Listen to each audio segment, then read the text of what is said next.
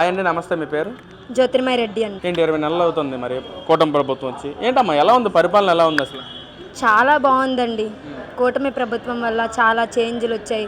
Road, పార్కులు, దేవాలయాలు ఇవన్నీ చాలా మారాయండి. కూటమి ప్రభుత్వం ఉండడం వల్లే మనమందరం ఇంత హ్యాపీగా ఉన్నాం. అంటే కూటమి ప్రభుత్వం వచ్చి 20 నెలలు అవుతున్నా సరే సామాన్య ప్రజలకు అందుబాటులో లేదు కూటమి ప్రభుత్వం, ప్రజలను పట్టించుకోవట్లేదు అంటున్నారు కదా మరి.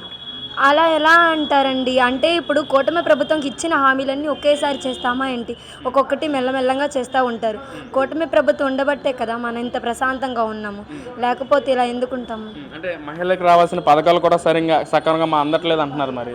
మహిళలకి రావాల్సిన పథకాలు ఎందుకు లేదండి? ఇప్పుడు తల్లికి వందనం పిల్లలకి స్కూల్లో చెప్పారు. ఇప్పుడు తల్లికి వందనం పడుతుంది కదా, అలా 1 by 1 చేస్తూ ఉంటుందండి కూటమి ప్రభుత్వం. అంటే ఇప్పుడు ఇచ్చిన హామీస్ అన్నీ ఒకేసారి ఎవరు నెరవేర్చలేరు. మెల్లమెల్లంగా 1 by 1 చేస్తూ ఉంటారు. అంటే ఈ రోజున మహిళా దినోత్సవాలు ఎన్నో వస్తున్నాయి పోతా ఉన్నాయి, కానీ మన రాష్ట్రంలో మహిళల మీద అత్యాచారాలు జరుగుతున్నాయి, కానీ రక్షణ లేదు. కూటమి ప్రభుత్వంలో ఎంతోమంది మహిళా నాయకులు ఉన్నారు, కానీ అసలు మహిళలను పట్టించుకునే వాళ్ళకి అసలు ఇదే లేదు. కానీ గేమ్స్ ఆడుకుంటున్నారు వాళ్ళు అంటున్నారు మరి. అలా ఎలా అంటారండి? ఇప్పుడు మహిళా దినోత్సవం జరిపింది ఎందుకు? మహిళలు అందరి కోసమే కదా. ఆ మహిళలు ఉండబట్టే ఇప్పుడు మహిళా దినోత్సవం జరుపుతున్నాం. అది మహిళలు వాళ్ళు కూడా జాగ్రత్తగా ఉండాలి. ప్రభుత్వం ఏం చేసిద్ది? మహిళలు అర్ధరాత్రులు ఇదివరకు ఆడవాళ్ళు తిరగకూడదన్నారు. ఇప్పుడు ఆడపిల్ల అర్ధరాత్రి కూడా తిరగచ్చు. రక్షణ కల్పిస్తుంది కాబట్టే కదా లేడీస్ అర్ధరాత్రులు కూడా తిరగచ్చు అంటున్నాము. అంటే గతంలో ఎలా ఉన్నది మహిళల మీద? గతంలో అంటే నాకు అంత అవగాహన లేదు. ప్రజెంట్ ఇప్పుడైతే మాత్రం చాలా అంటే చాలా బాగుంది. అంటే రక్షణ శాఖ పరిస్థితి ఏంటి మరి? పోలీస్ వ్యవస్థ కూడా చాలా బాగుందండి. మహిళలు వెళ్ళి కంప్లైంట్ ఇవ్వగానే వెంటనే యాక్షన్ తీసుకుంటున్నారు. ఫస్ట్ ఆడవాళ్ళకే సపోర్ట్ చేస్తున్నారు. పోలీస్ కూడా చాలా బాగా కోఆపరేట్ చేస్తున్నారండి. అంటే ఏదైతే గత పాలకులు జగన్మోహన్ రెడ్డి గారు కానీ ఎమ్మెల్యేలకు అందరూ మాట్లాడుతున్నారు, అసలు మా ప్రభుత్వంలో సంతోషంగా ఉన్నారు ప్రజలంతా, మళ్ళీ మమ్మల్ని రావాలని కోరుకుంటున్నారంటారు. మళ్ళీ గెలిపిస్తారా ఒక మహిళగా? అలా ఎలా నన్ను అడుగుతారండి? నాకు ఏ ప్రభుత్వం వల్ల నాకు మేలు అనిపించిందో నేను ఆ ప్రభుత్వాన్ని గెలిపిస్తాను. నాకు కూటమి ప్రభుత్వం వల్ల మేలు అనిపించింది, సో నేను కూటమి ప్రభుత్వానికే సపోర్ట్ చేస్తాను. అంటే వీళ్ళు కూటమి ప్రభుత్వం త్రిబుల్ ఇంజన్ సర్కార్ అని చెప్పి మాట్లాడుతున్నారు కొంతమంది, కానీ అది త్రిబుల్ ఇంజన్ కాదు, ట్రబుల్ ఇంజన్ అని చెప్పి వైసీపీ నాయకులు మాట్లాడుతున్నారు. ఏంటి? లేదండి, త్రిబుల్ ఇంజన్ అండి. వాళ్ళు మాట్లాడేదంటే ట్రాష్ అండి. మీరు మీ రైస్ షాప్ అంటున్నారు కదా, మీ షాప్లోకి చాలామంది వస్తూ ఉంటారు, మరి ఏం చెప్తున్నారు ఈ ప్రభుత్వం గురించి? ప్రభుత్వం చేసే పనుల కోసమే చెప్తున్నానండి. ప్రభుత్వం బాగా చేయబట్టే కదా మేము చెప్తున్నాము. ఇదే ప్రభుత్వం మళ్ళీ కోరుకుంటున్నారా? ఇదే ప్రభుత్వం రావాలని కోరుకుంటున్నాను. మరి మీరు ఎడ్యుకేటెడ్ పర్సన్ అంటూ ఉన్నారు, మరి చదువుకున్న వ్యక్తి అంటూ ఉన్నారు, మరి యువత పరంగా ఏం చేస్తుంది? ఇప్పుడు జాబ్స్ ఏమైనా కల్పిస్తూ ఉందా? కల్పిస్తూ ఉంది కదండి. నోటిఫికేషన్స్ రిలీజ్ చేస్తూ ఉంది. మొన్న పోస్టల్స్ రిలీజ్ చేశారు, అంతకుముందు రైల్వేస్ రిలీజ్ చేశారు. కంటిన్యూగా ఏదో ఒకటి చేస్తూనే ఉంది ఈ ప్రభుత్వం. ఈ ప్రభుత్వం అన్ని సమకూరుస్తూ ఉంది, జాబ్స్ కల్పిస్తూ ఉంది, సామాన్య ప్రజలు కూడా సంతోషంగా ఉన్నారు అంటారు. అంతే అండి. ప్రభుత్వం కోరుకుంటున్నారు. అవునండి. నమస్తే అండి. ఏంటి ఒక మహిళగా అసలు ఈ ప్రభుత్వంలో రక్షణ ఉందా లేదా మహిళలకి? చక్కగా రక్షణ ఉందండి. అర్ధరాత్రి ఈరోజు ప్రోగ్రామ్ కూడా వచ్చి మేము అర్ధరాత్రి డెకరేషన్ చేసుకున్నాము, ఫ్లెక్సీలు కట్టుకున్నాము. ఇంటికి వెళ్ళేసరికి 2 అయింది. చాలా ప్రశాంతంగా ఉన్నాము, ఎటువంటి బాధలు అయితే లేవండి. సేఫ్టీగా ఉంది ఆంధ్రాలో. మరేంటమ్మా మరి నార్కే రోజా ప్రెస్ మీట్లో మాట్లాడుతూ ఉంది, అసలు మహిళలకు రక్షణ లేదు, మహిళలకు రావాల్సిన పథకాలు సక్రమంగా అందట్లేదని చెప్పి ఆర్కే రోజా మాట్లాడుతుందండి. మరి పథకాలన్నీ చాలా చక్కగా అందుతున్నాయండి. సెల్ఫ్ హెల్ప్ గ్రూప్స్ ద్వారా వారికే కాకుండా వాళ్ళ పిల్లలకు కూడా ఎట్లా ఉద్యోగ అవకాశాలు ఇప్పించాలని చెప్పి ప్రతి ఒక్క ఎమ్మెల్యే వాళ్ళకి ట్రైనింగ్స్ అనేది ఇప్పించడం జరుగుతుంది. లేటెస్ట్గా డిజిటల్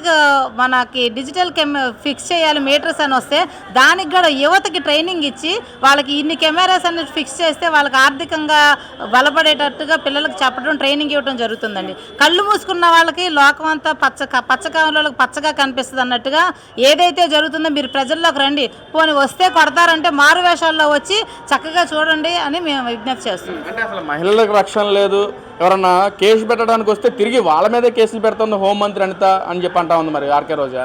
ఏమండి, అనేసి టోల్ ఫ్రీ నెంబర్ ఇచ్చారు. ఎక్కడైతే స్త్రీ ఒక్క కాలు SOS అని ఒక్క బజల్ నొక్కితే వెంటనే ఇమీడియట్గా టీం వెళ్ళి వాళ్ళని సెక్యూర్ చేసి సేఫ్టీ మోడ్లో పెడుతున్నారు. మరి వీళ్ళు కళ్ళు పోయినాయా అని చెప్పి అడుగుతున్నా. అమ్మ, మీరు ఒక మాతృమూర్తిగా పుట్టి, ఒక స్త్రీగా పుట్టి, ఒక స్త్రీ యొక్క విలువను మీరు తెలుసుకోకుండా కించపరిచి మాట్లాడితే, ఎందుకంటే మీ పార్టీలో చేసిన తప్పులు ఇక్కడ చేస్తున్నారని మీరు అపోహపడుతున్నారు. ఎక్కడా లేదు. అనిత గారిని అడిగే నైతిక విలువ మీకు లేదు. అనిత గారు చాలా చక్కగా స్పష్టంగా చక్కగా నీట్గా శుభ్రంగా మాట్లాడతారు, స్వచ్ఛమైన తెలుగు మాట్లాడతారు. బూతులు ఎక్కడ రావమ్మా, చూసుకుందాం రా వేసుకుందాం ఇట్లాంటి మాటలు ఆవిడ అనరు. మీరు సభ్యత నేర్చుకోండి. ఆవిడని చూసి ఎలా ఉండాలో, ఒక మహిళ ఎలా ఉండాలో మీరు నేర్చుకోవాల్సిందిగా మేము కోరుతున్నాం. అంటే కూటమి ప్రభుత్వంలో ఎంతోమంది మహిళా ఎమ్మెల్యేలు ఉన్నారు, ఎమ్మెల్సీలు కూడా ఉన్నారు. కానీ వాళ్ళంతా సమస్యలు మొత్తం, ప్రజా సమస్యలు మొత్తం పక్కన పారేసేసి వాళ్ళు ఒక ఆటలు ఆడుకుంటా ఉన్నారు. హోంమంత్రి అనిత కూడా కూకు అంటే శబ్దాలు చేసుకుంటూ కబడ్డీ ఆడుకుంటుందని చెప్పి ఆర్కరోజే మాట్లాడుతుంది. మరి ఏం చెప్తారమ్మా? అమ్మా, మీరు ఆడదాం ఆంధ్ర అని చెప్పి ఆంధ్ర ప్రజలందరినీ మోసం చేసి డబ్బులు గుంజుకున్నారు. మీరు దొంగలు, దోపిడీ దొంగలు అంటే మీరే దొంగల ముఠాకోరు. మేము ఒకటే చెప్తున్నాం, దొంగలతనం చేసే వాళ్ళకి దొంగగానే కనిపిస్తుంది, దోపిడీ చేసేవాడికి అంతా దోపిడీలానే ఉంటుంది. ఎందుకంటే మీకు దోచుకోవడానికి ఏమీ లేవు. ఇక్కడ దోచుకోవడాలు అన్ని పంచడాలే. ప్రతి ఒక్కటి పంచాయతీ ప్రెసిడెంట్ వరకు అంతనికి గ్రామాలకే వెళ్తున్నాయి. మీకు గవర్నమెంట్లు అలా చేయలా, మీరు అన్నీ పనిచేసుకున్నారు. దొంగ కార్పొరేషన్లు పెట్టి, అడ్డమైన కార్పొరేషన్లు పెట్టి కార్పొరేషన్ సీట్లు కూడా అమ్ముకున్నారు మీరు. ఎందుకంటే ఆ పదవులు అమ్ముకున్నారు మీరు.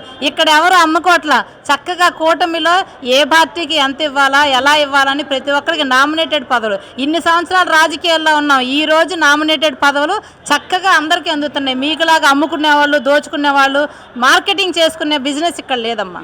ఇది పక్కన పెడితే ఏదైతే తిరుమల తిరుపతి దేవస్థానం గురించి వైసీపీ నాయకులంతా మాట్లాడుతున్నారు. అసలు మా ప్రభుత్వంలో అక్కడ ఎలాంటి దోపిడీ జరగలేదు, అసలు ఎలా ఉండాలి అలాంటి హిందూ సంప్రదాయం పట్ల గౌరవం నుంచి వ్యక్తి జగన్మోహన్ రెడ్డి అని చెప్పి అంటున్నారు. మరి ఏంటమ్మా? అవునండి, సోషల్ మీడియాలో ప్రతి ఒక్కరు చూశారు.